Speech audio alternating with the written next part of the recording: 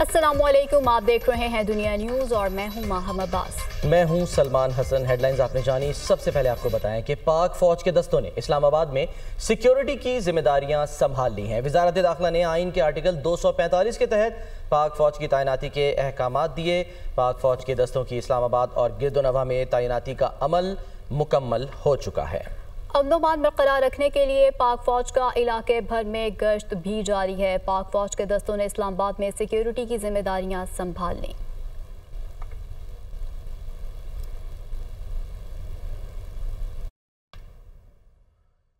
तहरीक इंसाफ का इस्लामाबाद में एहतजाज। मुख्तलिफ मकामात पर पुलिस और PTI कारकुनों में झड़पें। विफाकी पुलिस का क्रैकडाउन। डी चौक पहुंचने वाले दर्जनों कारकुनों को गिरफ्तार करके मुख्तलिफ थानों में बंद कर दिया। पुलिस ने बानी PTI की बहनों अलीमा खान और उज़मा खान को भी गिरफ्तार कर लिया। दोनों बहनें विमेन थाने मुंतकिल कर दी गईं। फैज़ाबाद में पुलिस और PTI कारकुन आमने सामने। एक्सप्रेस वे पर भी PTI कारकुनान और पुलिस के दरमियान आंख मचोली जारी रही। इंतजामिया की जानिब से एक्सप्रेस वे की लाइट्स बंद कर दी गईं। मोटरवे कटी पहाड़ी के मकाम पर अली अमीन गंडापुर के काफिले और पुलिस में तसादुम हुआ। पुलिस की जानिब से कारकुनों को पेशकदमी से रोकने के लिए कोशिशें की गईं। IG इस्लामाबाद का डी चौक का दौरा, सिक्योरिटी इंतजामात का जायजा लिया। शरपसंदों से आनी हाथों से निपटेंगे, किसी सूरत कानून की खिलाफ वर्जी नहीं करने देंगे, ये कहना था IG इस्लामाबाद अली नासिर रिजवी का।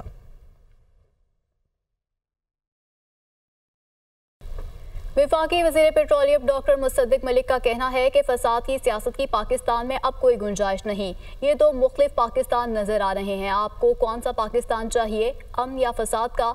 यहाँ बस आग लगा दो, जला दो, कंटेनर्स लगा दो, किसी को तमीज़ नहीं। 2014 में भी चीनी सदर की आमद पर धरने देने आ गए थे। अब SCO कॉन्फ्रेंस होने जा रही है तो ये दोबारा आ रहे हैं। वो इस्लामाबाद में प्रेस कॉन्फ्रेंस कर रहे थे।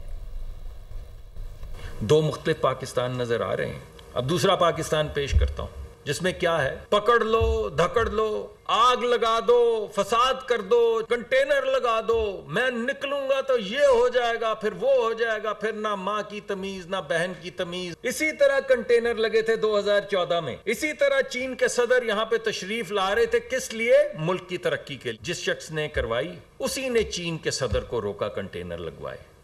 वही SCO की प्रेस कॉन्फ्रेंस से 2 दिन पहले दोबारा कंटेनर लगवा रहा है कि मुल्क के अंदर एक स्टेबिलिटी आ रही है, मुल्क दोबारा से तरक्की की तरफ गामजन हो रहा है। हमारे ज़र मुबादला में क्या हुआ है, हमारे रिजर्व्स के अंदर क्या पोजीशन है, चाहे वो स्टॉक एक्सचेंज का रिकॉर्ड हो, चाहे वो बैनुल अक़वामी सतह के ऊपर तमाम लोगों का पाकिस्तान के ऊपर कॉन्फिडेंस हो, फिच रेटिंग के जरिए या दीगर रेटिंग्स के जरिए कोई एक इशारिया तो गलत हो रहा हो तो फिर आपके एहतजाज की समझ आए। सेनेटर फैसल वावड़ा कहते हैं कि PTI के गुब्बारे में हवा हुकूमत भरती है। इससे नाअहल और निकम्मी हुकूमत नहीं देखी। खैबर पख्तूनख्वा में गवर्नर राज लगा तो तहरीक इंसाफ सियासी शहीद बन जाएगी। Programme tonight with Samar Abbas में खुसूसी गुफ्तगू करते हुए सेनेटर फैसल वावड़ा का कहना था कि बजाय तहरीक इंसाफ के गुब्बारे को पंक्चर किया जाए, हुकूमत उसमें हवा भरती है। चीफ जस्टिस काजी फाइज ईसा एक्सटेंशन नहीं लेंगे, फैसल वावड़ा का दावा। अली अमीन गंडापुर के हवाले से बात करते हुए फैसल वावड़ा का कहना था कि वो डी चौक नहीं आएंगे।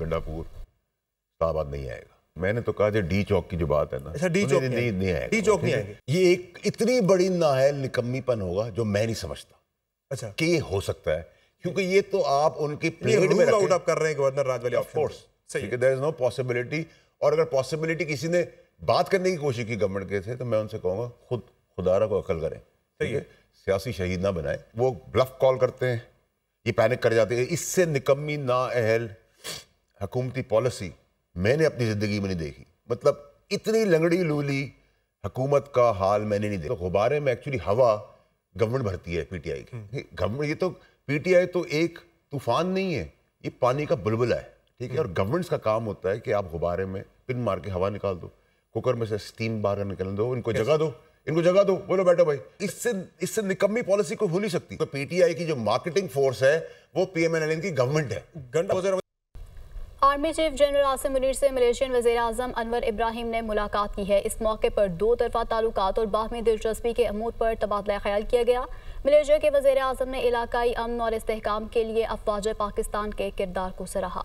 मलेशिया के वज़ीर-ए-आज़म अनवर इब्राहिम ने army chief general Asim Munir से मुलाकात की। ISPR के मुताबिक मुलाकात में दो तरफा स्ट्रेटेजिक इंटरेस्ट, इलाकाई सलामती और दफाई ताउन पर तबादला ख्याल किया गया। मलेशियन वज़ीर-ए-आज़म ने दहशतगर्दी के खिलाफ जंग में पाकिस्तानी फौज की पेशा वराना महारत को सराहा और कुर्बानियों का एतराफ किया। ISPR का कहना है मुलाकात के दौरान पाकिस्तान और मलेशिया के दो तरफा ताल्लुकात बिलखसूस फौजी ताल्लुकात बढ़ाने की जरूरत पर जोर दिया गया। मलेशियन वज़ीर-ए-आज़म अनवर इब्राहिम ने आर्मी चीफ को मलेशिया के दौरे की दावत दी, जिस पर army chief general Asim Munir ने उनका शुक्रिया अदा किया। मुलाकात के दौरान army chief general Asim Munir ने मलेशियन वज़ीर-ए-आज़म के कामयाब दौरे को सराहा। ISPR के मुताबिक मलेशियन वज़ीर-ए-आज़म के दौरे से दोनों ममालिक और फौज के दरमियान पायदार और तारीखी ताल्लुकात को मजीद बेहतर बनाने में मदद मिलेगी। आर्मी चीफ ने ऐवान सदर में मलेशियन वज़ीर-ए-आज़म के एजाज में मुनक़िदा सरमायाकारी तकरीब और सरकारी ज़ियाफत में भी शिरकत की थी। आगे बढ़ें और आपको बताएं कि सुप्रीम कोर्ट ऑफ पाकिस्तान ने डबल टैक्सेशन ट्रीटी नजरसानी केस की समाअत के लिए 3 रुकनी बेंच तश्कील दे दिया। चीफ जस्टिस काजी फायज़ ईसा की सरबराही इसकी करेंगे, जबकि जस्टिस मंसूर अली शाह और जस्टिस नईम अख्तर अगवान बेंच में शामिल होंगे।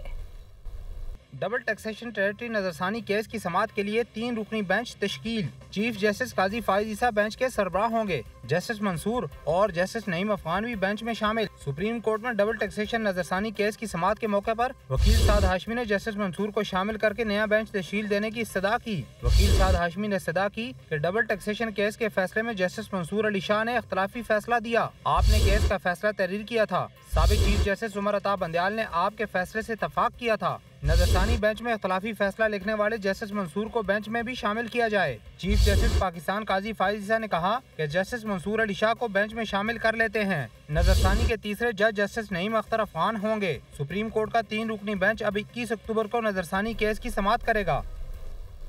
इलेक्शन कमीशन ऑफ पाकिस्तान ने 3 हलकों के ट्राइब्यूनल तब्दीली से मुतालिक केस में पाकिस्तान तहरीक इंसाफ को दलाइल के लिए आखिरी मौका दे दिया। केस की समाअत 9 अक्टूबर तक मुलतवी कर दी गई। इस्लामाबाद से रिपोर्ट देखिए। इस्लामाबाद के 3 हलकों के ट्राइब्यूनल्स की तब्दीली के केस की समाअत। इलेक्शन कमीशन ने PTI को दलाइल के लिए आखिरी मौका दे दिया।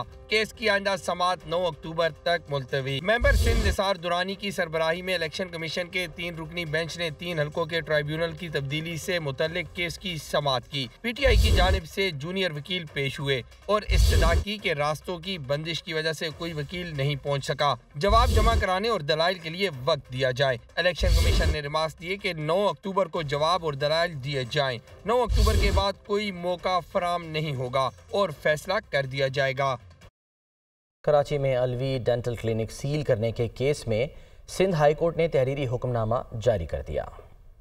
साबिक सदर पाकिस्तान आरिफ अलवी के डेंटल क्लिनिक को सील करने के खिलाफ दायर आनी दरख्वास्त पर समाअत हुई। दरख्वास्त गुजार के वकील ने फौरी समाअत की इस्तदा की, जिसे अदालत ने मंजूर कर लिया। समाअत के दौरान दरख्वास्त गुजार बैरिस्टर अली ताहिर ने मौक़िफ़ इख्तियार किया कि डेंटल क्लिनिक को सील करना गैर कानूनी और इंतकामी कार्रवाई है। अलवी डेंटल क्लिनिक सील करने के केस में सिंध हाई कोर्ट ने तहरीरी हुक्मनामा जारी किया। अदालत आलिया के तहरीरी हुक्मनामे के मुताबिक कानून के तहत दरख्वास्त गुजार को पहले सिंध बिल्डिंग कंट्रोल अथॉरिटी से रुजू करना चाहिए। अपने खदशात और तहफ़्फ़ुज़ात के लिए SBCA में अपील फाइल करें। तहरीरी हुक्मनामे के मुताबिक अगर दरख्वास्त गुजार SBCA में अपील फाइल करें तो 1 माह में उसका फैसला किया जाए। जबकि अदालत ने सिंध हुकूमत, सिंध बिल्डिंग कंट्रोल अथॉरिटी और दीगर से 14 अक्टूबर तक जवाब तलब कर लिया है। वाज़ेह रहे कि जुमेरात की शब साबिक सदर आरिफ अलवी के डेंटल क्लिनिक को सिंध बिल्डिंग कंट्रोल अथॉरिटी ने सील कर दिया था।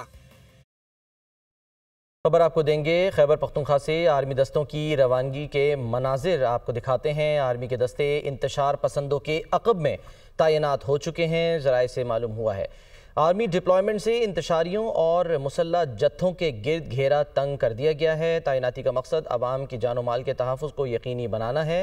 शरपसंदों की तरफ से किसी भी किस्म की शरंगेज़ी से निमटने के लिए ये दस्ते तैनात किए गए हैं। इसी बारे में हम बात करेंगे। ब्यूरो चीफ इस्लामाबाद अदील वड़ाइच हमारे साथ मौजूद हैं। अदील, एक जानिब हम देख रहे हैं कि इस्लामाबाद में फ़ौज तैनात कर दी गई है और दूसरी तरफ खैबर पख्तूनख्वा से भी आर्मी के दस्ते जो हैं वो रवाना हुए। अब इंतशारी जो हैं वो बीच में है। जी बिल्कुल, जो पाक फौज के दस्तों ने जहां एक जानिब डी चौक का कंट्रोल संभाल लिया है और इस्लामाबाद के गिरदो नवा में आर्मी डिप्लॉयमेंट का अमल मुकम्मल हो गया है, और शहर में इस वक्त आर्मी के जो चाको चुबंद दस्ते जो हैं वो इलाके में गश्त भी कर रहे हैं। वहीं दूसरी जानिब जो KPK से आर्मी के दस्तों की रवानगी जो है वो हो चुकी है, उसके मनाजर जो हैं वो देखे जा सकते हैं।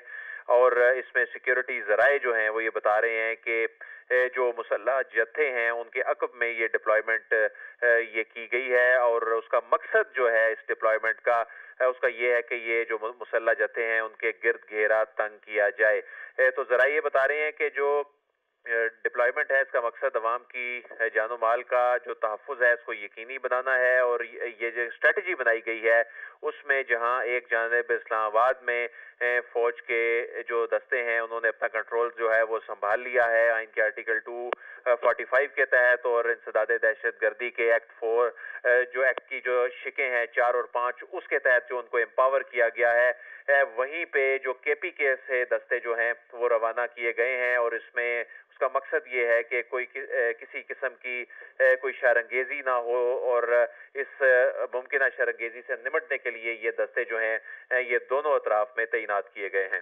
जी ठीक है अदील बड़ाइच, आप हमें अपडेट कर रहे थे, बहुत शुक्रिया आपका।